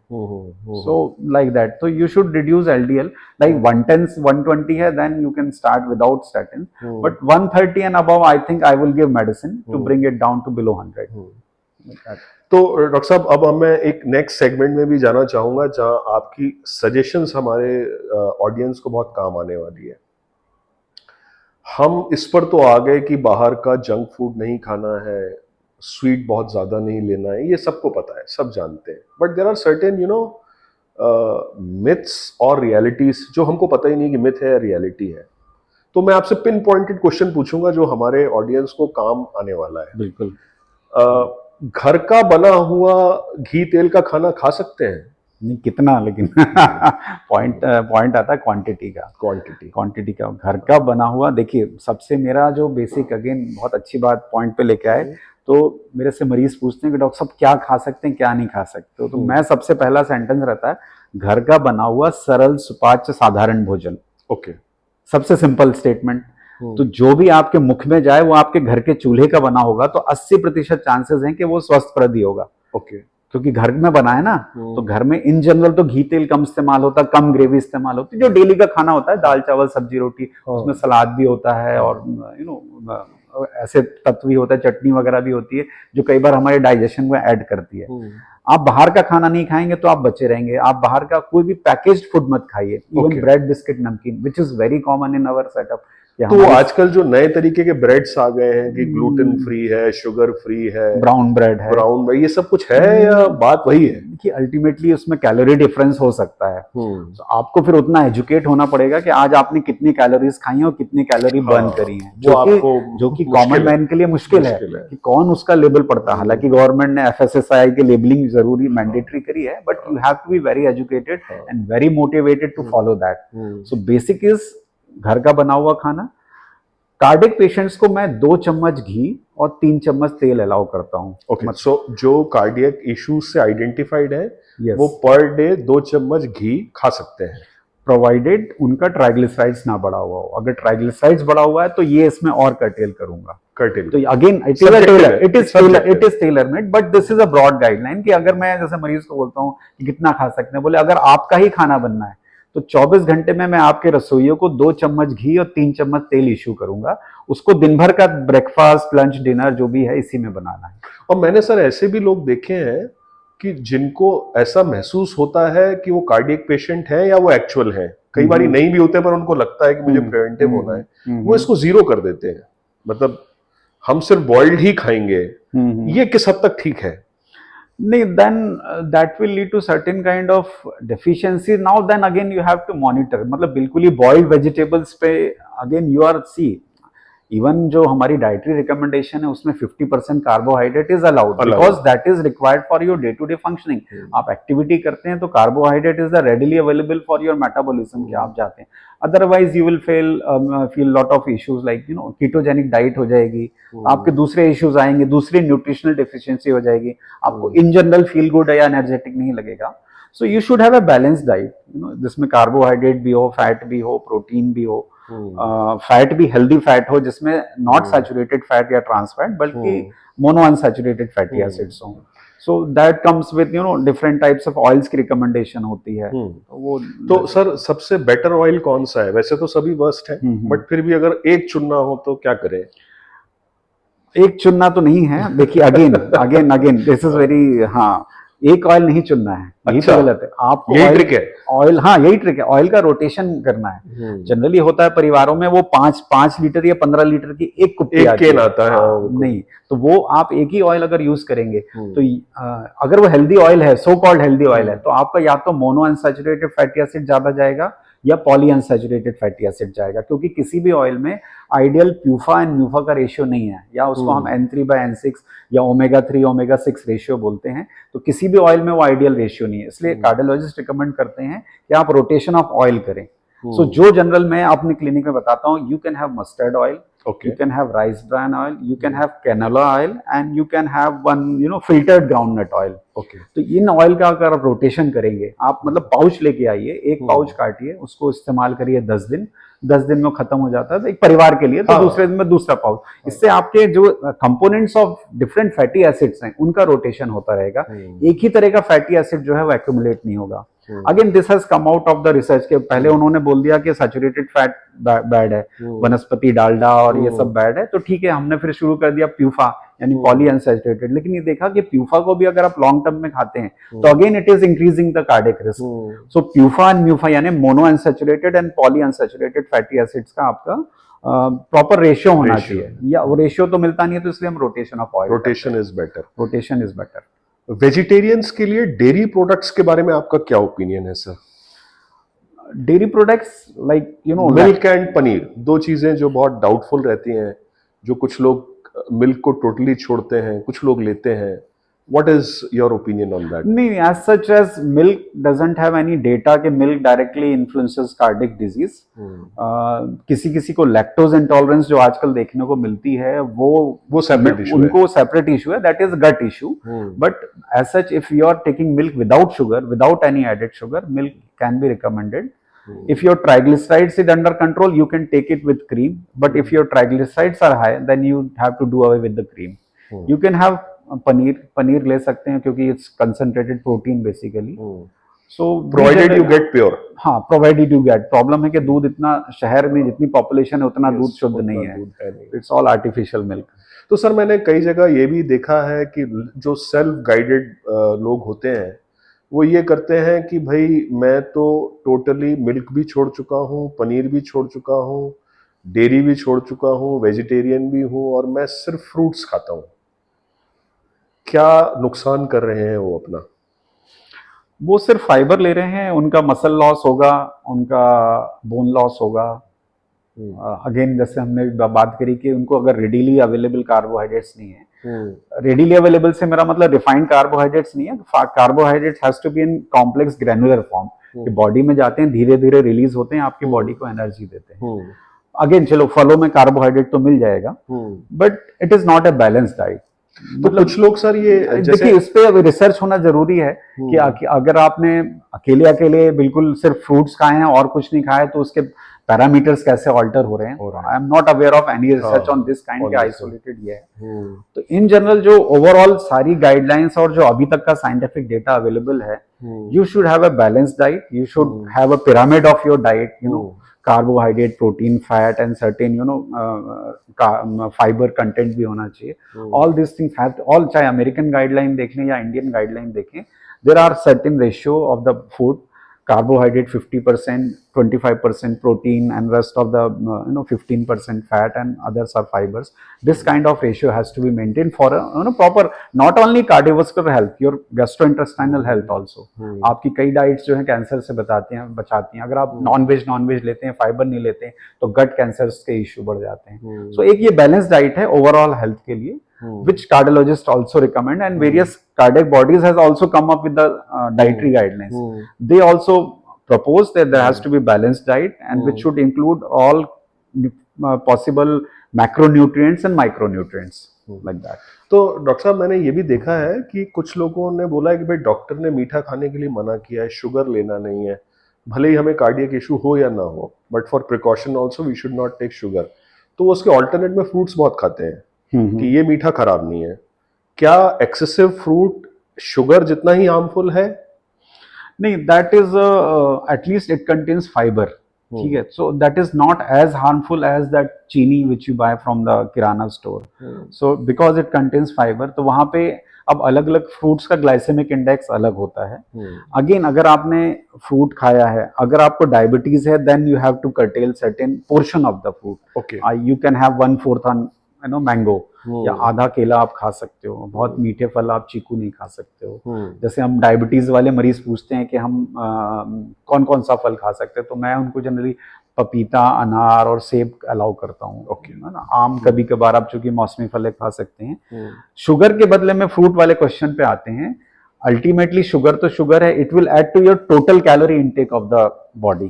सो अगर आप बहुत ज्यादा खा रहे हैं और एक्सरसाइज नहीं कर रहे हैं और साथ में आप दाल चावल रोटी भी खा रहे हैं, तो अल्टीमेटली आपका कैलोरी बैंक तो बढ़ रहा है, तो कहीं ना कहीं लॉन्ग टर्म में वो लॉन्ग टर्म में वो आपका शुगर लेवल्स खराब करेगा। सबसे पहले तो ट्राइग्लिसराइड्स लेवल खराब करेगा, फिर शुगर लेवल भी खराब हो जाएगा. So somewhere then you have to burn those extra calories. But दिन भर का same amount of sugar, refined sugar, और दिन भर का same amount of fruits, so definitely choose same amount of food because it has fibres and it will some way reduce your glycemic index. मतलब spike जो है वो कम करेगा. शुगर कंटेंट तो उतना ही जाएगा, एकदम शार्प जो स्पाइक होता खाने के बाद वो कम हो जाएगा. तो सर हमने देखिए डाइट पे भी बात करी, हमने मेडिकेशन पर भी बात करी, हमने एक्सरसाइज पर भी बात करी, और हमारे ऑडियंस को बहुत मदद मिली होगी कुछ प्लान ऑफ एक्शन बनाने में. अभी एक पॉइंट और इम्पॉर्टेंट है जिस पर मैं आपसे बात करूंगा, जिस पर मैंने अभी तक आपसे बात की नहीं. वो सोचा था कि मैं थोड़ा टुवर्ड्स द एंड लेके आऊंगा. Yoga and meditation, what is the role of this in our maintaining the cardiac health? Yoga is a, there are certain researches, Indian कुछ इंस्टीट्यूट्स में हुई हैं, एम्स में भी हुई हैं, जिसमें yoga has helped in your reducing inflammatory markers.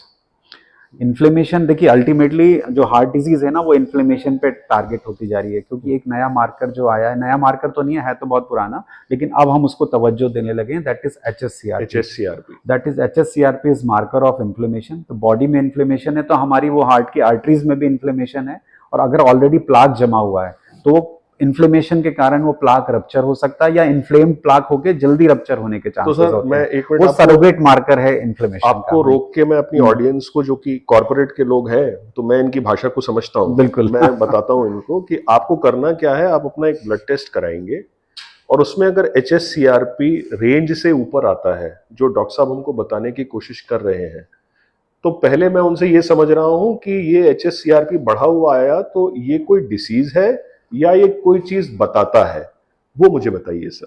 HSCRP inflammation को बताता है. There is some inflammation is going on in the body.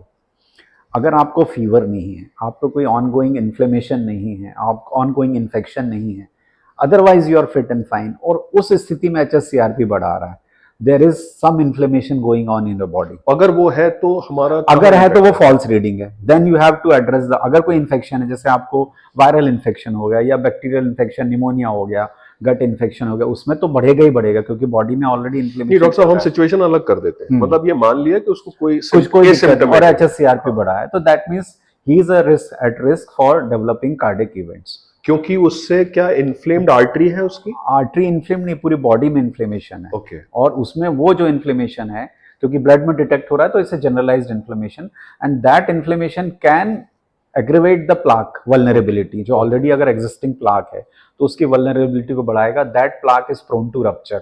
हमने कहीं ये भी पढ़ा है सर कि प्लाक तो डे 1 से, जब बेबी बॉर्न होता है तभी से वो डेवलप होना शुरू हो जाता है. ऐसा है क्या सर? हाँ ऐसा है, बिल्कुल है. ये तो like the most famous diagram of coronary artery disease है कि हम शुरुआती पहली स्लाइड या पहला चैप्टर का पहला पेज होता है, तो वो तो है, क्योंकि बेबी का जो LDL कोलेस्ट्रॉल है वो 30 से भी कम होता है. हाँ.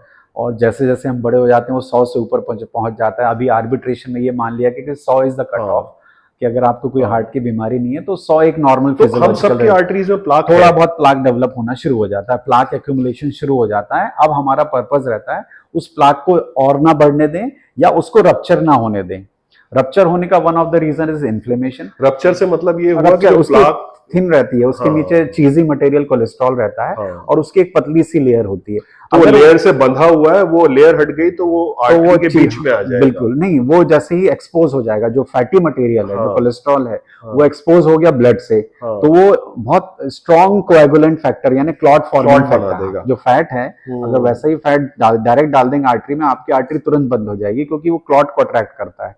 तो जैसे ही वो कैप की लाइनिंग गई, मतलब वो बैरियर टूटा, जैसे हमारा स्क्रीन पे स्क्रैच लगता है तो उस पे क्लॉट बनता है ना, तो यहाँ तो और मतलब दुगनी गति से ऐसा होता है. तो जैसे फैट एक्सपोज होता है ब्लड से, तो प्लेटलेट्स जमा होते हैं और वो हार्ट अटैक का कारण. तो HSCRP अगर बढ़ा हुआ है तो इस बात की संभावना है कि जो नेट लगी हुई है प्लाक के आगे वो फट जाएगी, फट सकती है.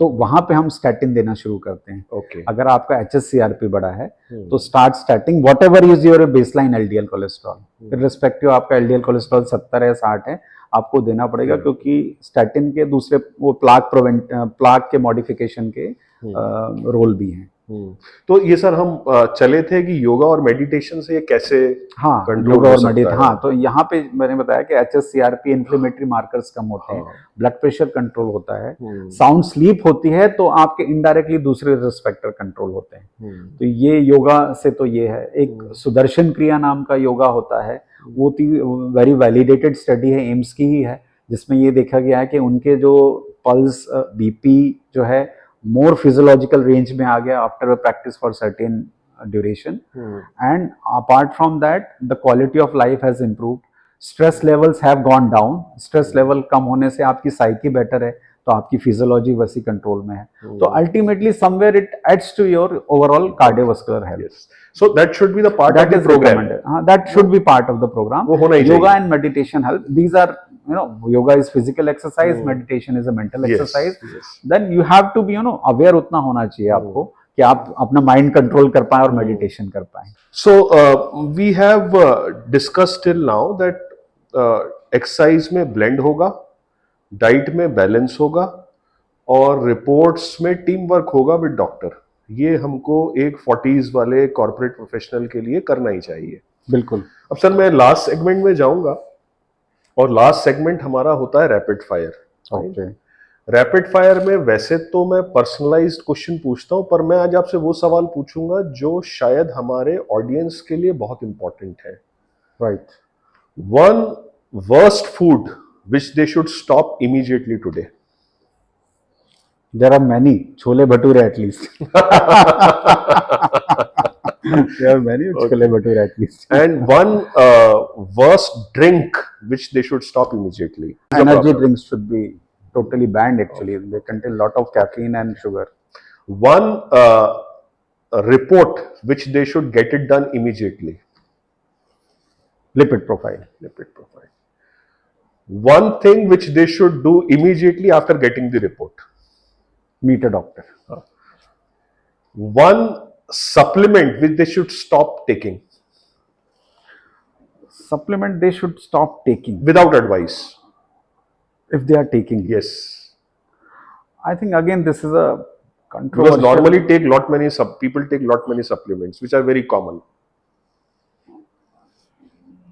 Can't think of immediately. One supplement. Like people take calcium, vitamin D and all these things without taking the advice from doctor. Vitamin D takes some time to develop toxicity. Any supplement they should not take. Without advice. Without advice. Any supplement they should not take. What is your favorite pastime, Dr. Saab? If you get time. Yeah, listening to music. Music is my last resort of the day. What kind of music? I'm a voracious music lover. I even love South Indian songs also. Okay. But Jagjit Singh is my favorite. Your favorite. It helps to meet your soul. What pains you a lot when you meet your patients? A lot of misinformation and lot of apathy towards their health. People don't know about their health and parameters, and sometimes even if they know they don't care about things.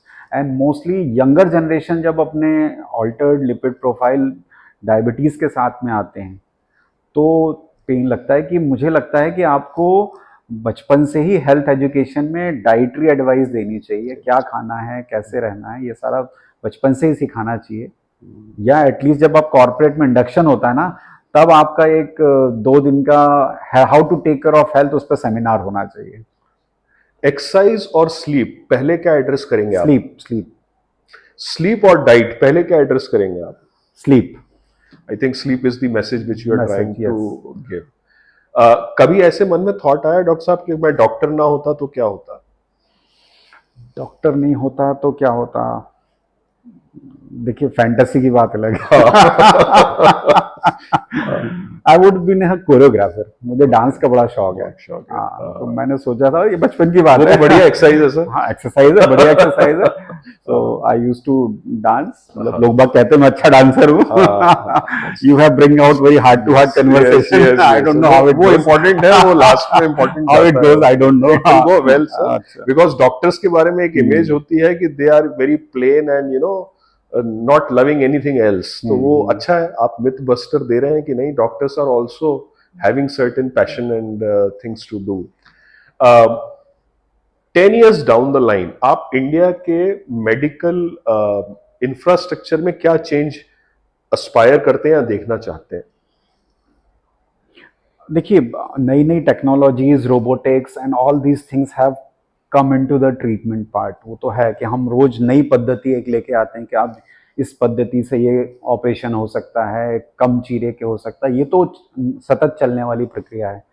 मैं सोचता हूँ कि मेरा एक अगर dream है, एक preventive cardiac centre बनाने का है, ओके। जिसमें हम मरीज बनने से पहले आप आइए उसमें and remain free of disease, मतलब यू गेट कनेक्टेड टू अस।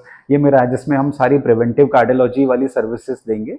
और ऑफ कोर्स ये तो हम इन्वेस्टिगेशनल और ट्रीटमेंट वाली तो मिल ही जाती हैं, बट एक प्रिवेंटिव कार्डियोलॉजी सेंटर एक होना चाहिए, जिसमें हेल्थ एजुकेशन भी मिलेगी आपको, प्रिवेंटिव आपको सारे टेस्ट फैसिलिटी भी रहेगी, आपको गाइडेंस भी मिलेगा, और आपको हार्ट डिजीज से प्रिवेंशन के लिए अगर दवाइयों की आवश्यकता है तो दवाई भी होगी। तो ऐसा कोई सेंटर है नहीं, मतलब it is generally part of your whole treatment, but मैं चाहता हूँ कि वो एक ऐसा सेंटर हो ना, वेलनेस सेंटर जो है, जो साइंटिफिक वेलनेस सेंटर हो, it is based on the studies and data and statistics. Doctor साहब, ये जो लास्ट क्वेश्चन मैंने आपसे किया और जो आपने जवाब दिया है, इसने एक बहुत बड़े विषय को छुआ है। समाज ये समझता है कि डॉक्टर्स की इच्छा होती है कि बीमारी फैले, क्योंकि उनका प्रोफेशन उसी से है। शायद मैं आज पहले डॉक्टर से मिल रहा हूं जो ये कह रहा है कि बीमारी न फैले, मैं इस पे काम करना चाहता हूं। We all are supporting you, we all are standing by your side. इस ड्रीम को पूरा करने में कभी भी आपको हमारी किसी प्रकार की जरूरत हो तो we will be standing with you. With this note, hats off to your this last Thank thought you. that Thank you. has increased our respect for you. हमारी ऑडियंस भी इस चीज़ को देखेगी और समझेगी कि एक डॉक्टर ये कह रहा है कि मैं इस ड्रीम को लेके चल रहा हूँ कि लोग बीमार ही ना हो। Thank you. Thank you. Thanks a lot.